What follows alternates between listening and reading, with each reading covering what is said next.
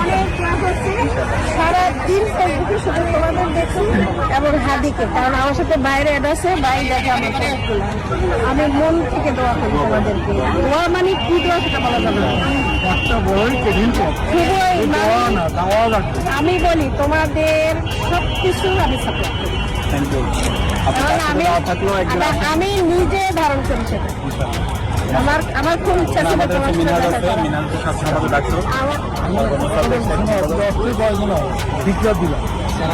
আমি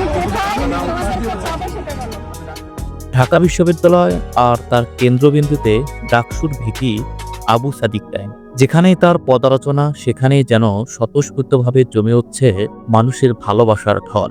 আমার যে কি পরিমাণ শেয়ার যায় তোমাদের,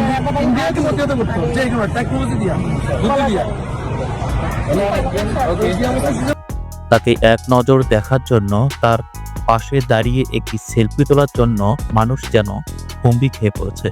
ধর্ম, বর্ণ, বয়স কিংবা পরিচয়ের কোনো ভেদাভেদ নেই, সবাই একই আবেগে, একই ভালোবাসায় ঘিরে ধরেছে সাদিক টাইমকে। দৃশ্যটা আরো আবেগঘন হয়ে ওঠে যখন দেখা যায় একজন মা একজন সন্তানের জননী হাত তুলে দোয়া করেছেন সাদিক টাইমের জন্য।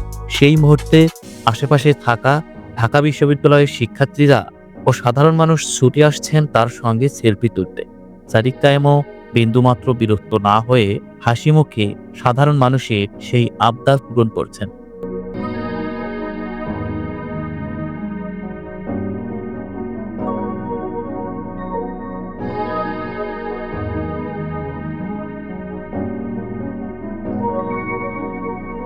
চারপাশে ক্রমেই বাড়ছে মানুষের ভিড়, তৈরি হচ্ছে এক অনন্য পরিবেশ। দূর দূরান্ত থেকে আসা মানুষজনের ভিড় ঠেলে শুধু একবার কাছ থেকে দেখার জন্য।